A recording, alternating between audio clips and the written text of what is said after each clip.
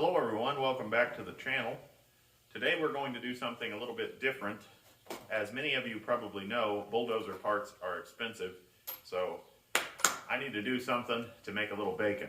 I found this 100 horsepower ball door electric motor on Facebook Marketplace, and I have had a motor shop change all the bearings. That was quite expensive in and of itself, but I think I can get this thing rebuilt, repainted, test ran, and hopefully flip it, make a little bacon, and keep buying dozer parts. Like I said, this is a ball door large electric motor. My hand for comparison. That's quite a electrical box. I bought this because it was a ball door. It's a good name brand, good quality brand. And the only thing I really don't like about it is that it's an open motor, but I'm gonna take a chance on it, see what I can get done. At the very least, I should hold my money together. Like I said, it has all new bearings. We're gonna open it up, and I'm also gonna do a little bit of experimenting with citrus strip, and I'm hoping that will get me a little bit of experience points in working on the bulldozer. That's what I wanna use to strip the old paint off, because sandblasting is not an option in my opinion. So we're gonna get started tearing into this thing. I already know it runs, everything like that. We're just gonna bring you along on the adventure. Make sure you hit that like button and subscribe if you're new. Let's get started.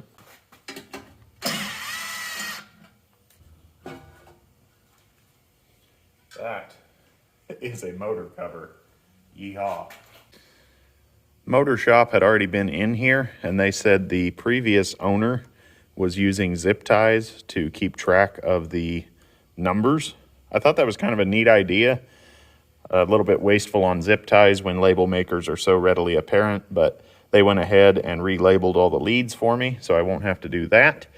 But one thing I like to do when I'm in a situation like this is pull the electrical cover, throw it in the sandblast cabinet, because you can sandblast this no problem. Obviously, you can't sandblast an open motor, but this you can get painted, looking perfect, looking pretty, and that way when the customer opens it up, it knocks their eyes out. I really like that. So that's what we're gonna get started on right now. And like I said, I already know this runs, so all we have to do is just go through the motions and get it under a good coat of paint.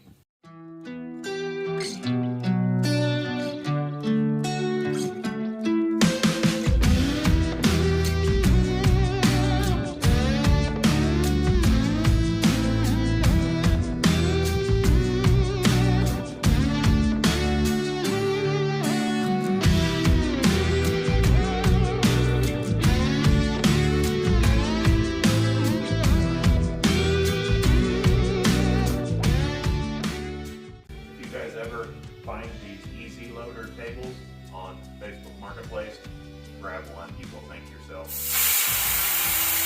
3,000 pound capacity, and you can adjust the height on anything you're working on. I can spin this loader like it's nothing. I mean, that's just...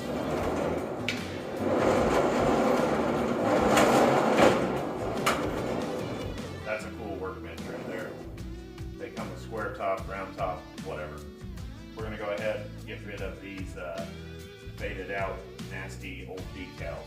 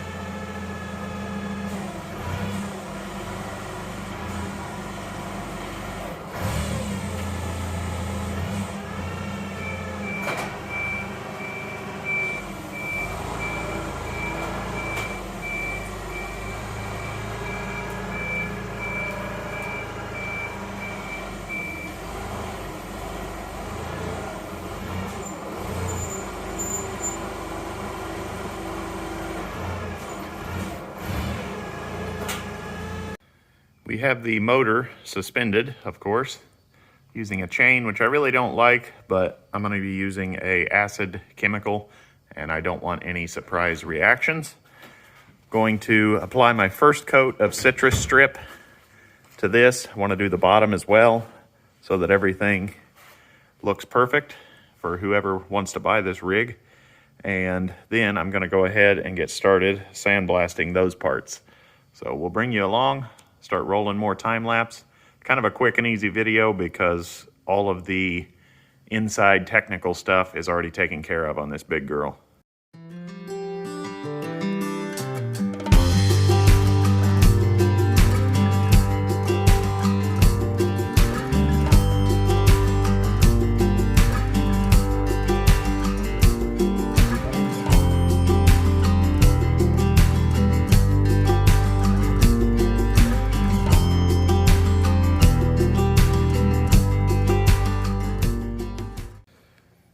There we have it. Everything is thoroughly coated. I can kind of already see it working on the aluminum side. The unit has been sitting under the stripper for about 2 hours. It's kind of looking gooey and bubbly. So we're going to go out to the wash pad now, give it a good thorough washing, and see if we can move on to paint. I have noticed being outside that the gray has turned kind of a dullish green. So hopefully this stripper does the trick for us.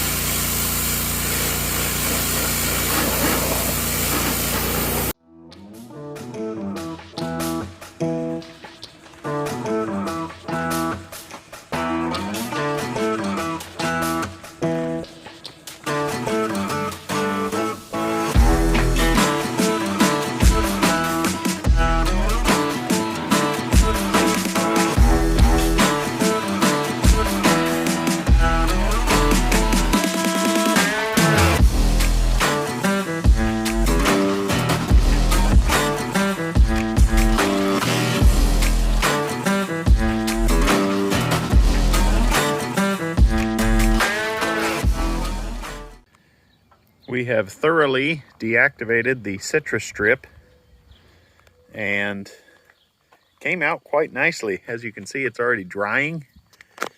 Very smooth across the finish. Very nice job.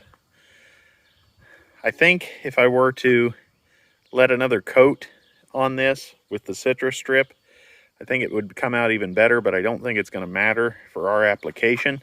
I think now we need to move over and just buff this down with a wire wheel, make it smooth. Obviously, these aluminum ends are not a problem. They are aluminum after all, they're not going to rust. But I was glad to report that our tag is intact. I was a little worried about that. That's why I went a little overboard on the tape. And so far, everything's turned out quite nicely. I'm gonna go ahead and use the world's largest air blower and blow dry this sucker. This is a 3/4 inch airline supply coming from our 30 or 25 horsepower Quincy air compressor. So we'll get it dry in a hurry.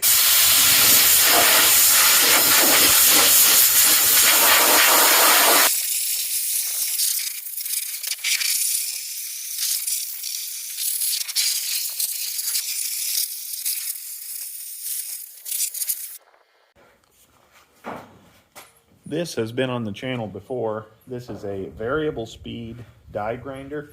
You want this model because these are not rated for full RPM of a standard Makita die grinder. This allows you to just get into nooks and crannies and goes quite quickly. And then of course they sell several different heads for these, or cup brushes. I just picked mine up at Harbor Freight. They seem to last quite well, and we're just gonna kind of buff this down, get rid of some of this oxidization that our citrus strip didn't take care of, and move into paint with this after we give it a good rinse with mineral spirits or paint thinner. Pick your poison.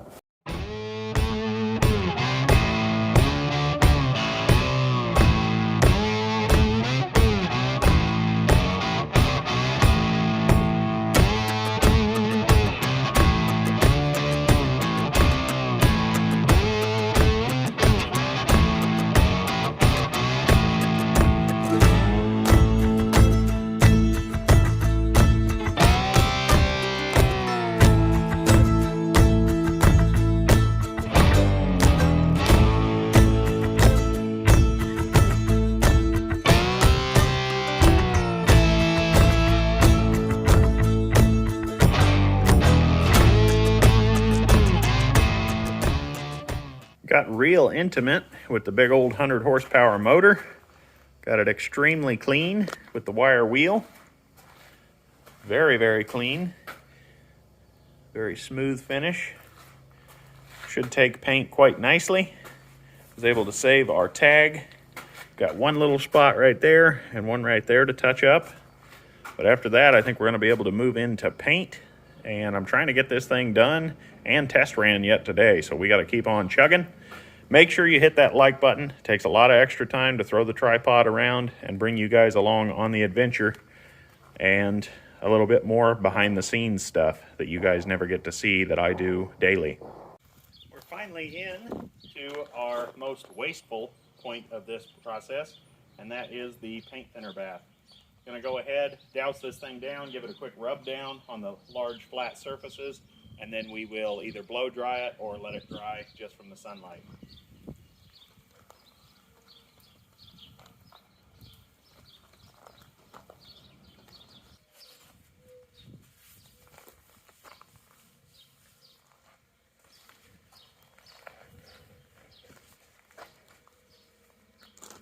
Cleaned up, very, very nice.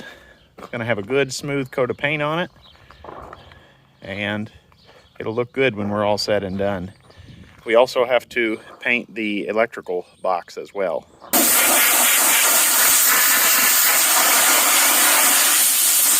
I've already got the bottom painted. We're outside just chugging away on this. Go ahead, roll the time lapse of painting the top, and then we will move on to the electrical box.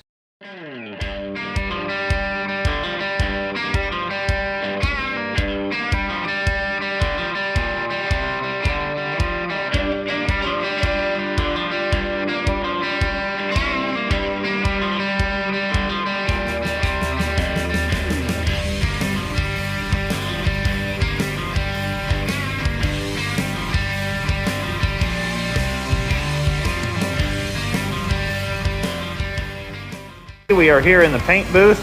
We're going to paint one side of these. This Black Knight metallic paint from Rust-Oleum, it dries very quickly.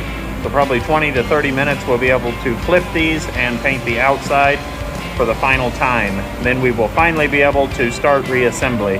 It's gonna be a little bit of a push, but we'll see what we can get done. Thanks for watching so far.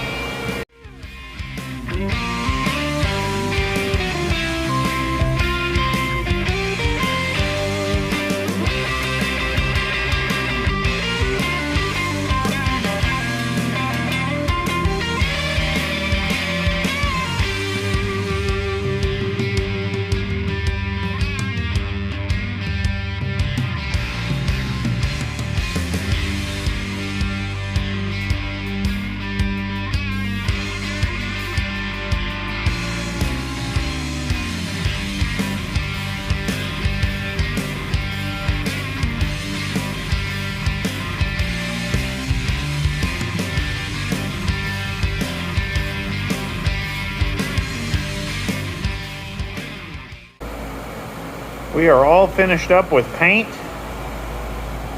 Everything came out pretty good. A couple of runs here and there, but more than satisfactory. Everything looks really well. Let this dry. We'll zip over to the main shop and take a look at my progress over there. Back over in the main shop, I have a brand new key stock. Doesn't look like it was through the war. Ready to go with the unit, and the paint came out quite nicely. I have a couple of runs right through there, not my best work, but is what it is. One quick note I wanted to tell you guys is people, they put a ton of time into rebuilding things, and then when they go to sell them, they leave it on the palette they painted it on, and it's just not a good look. I don't understand it all, but I really love a nice bright palette underneath of a rebuilt piece of machinery. Really makes the customer's eyeballs pop out of their head when they scroll across the pictures. But all in all, it is coming along quite nicely. The paint's drying on the electrical box, and then we're going to put all new fasteners in said electrical box. It is 4:22 in the evening. got to keep making bacon though. Hopefully we can get this thing test ran yet tonight. Let's keep on trucking. We are ready for reassembly. This paint is absolutely awesome. I mean, I'm touching this, nothing, no smudges. It's like 15-minute fast dry, and it actually is 15-minute fast dry. Gonna reassemble this. I sourced all brand new hardware, including the flare head self-thread cutting bolt, because I just like to be particular like that. So we'll put those in.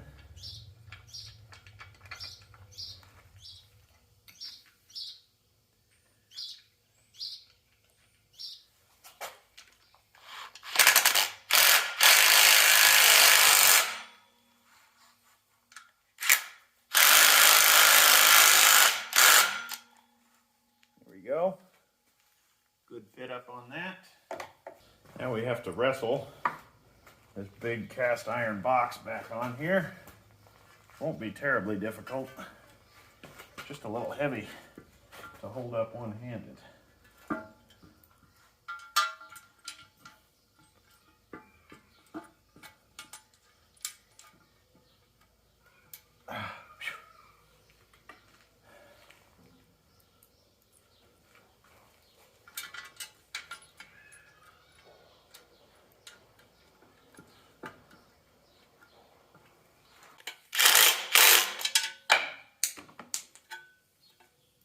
There we go. Can't forget our ever important ground clamp.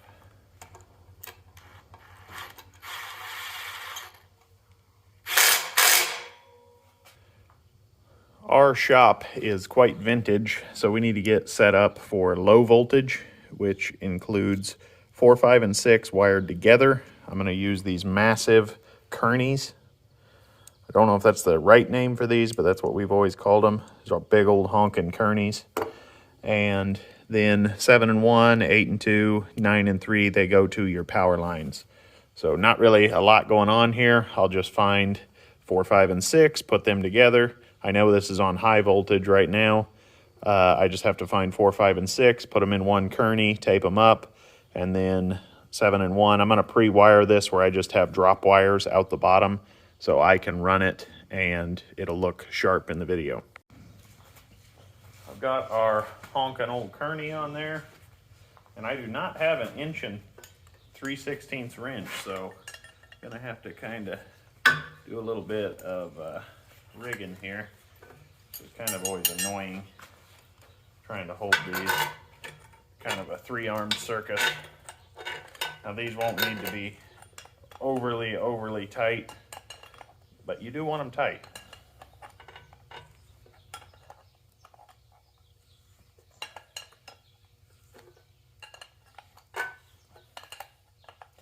Now the proper way to do this would be to gum these. That way you don't run into any trouble with electrical tape heating up and melting under load and things. But I'm going to be taking these right back apart, so I'm not going to gum them. Flavor of the day on electrical tape is cherry, because apparently all the black licorice was used up by everyone else. It's a little joke.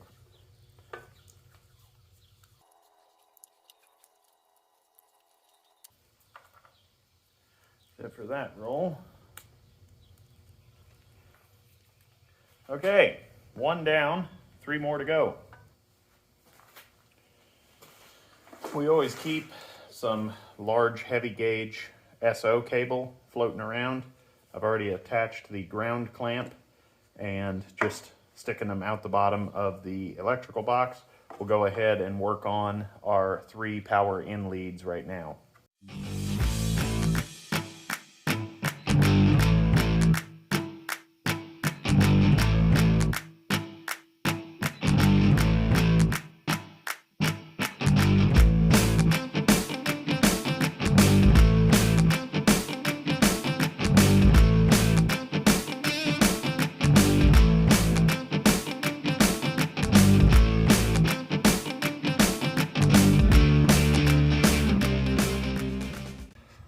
Wanted to get this outside so that we would have some natural light.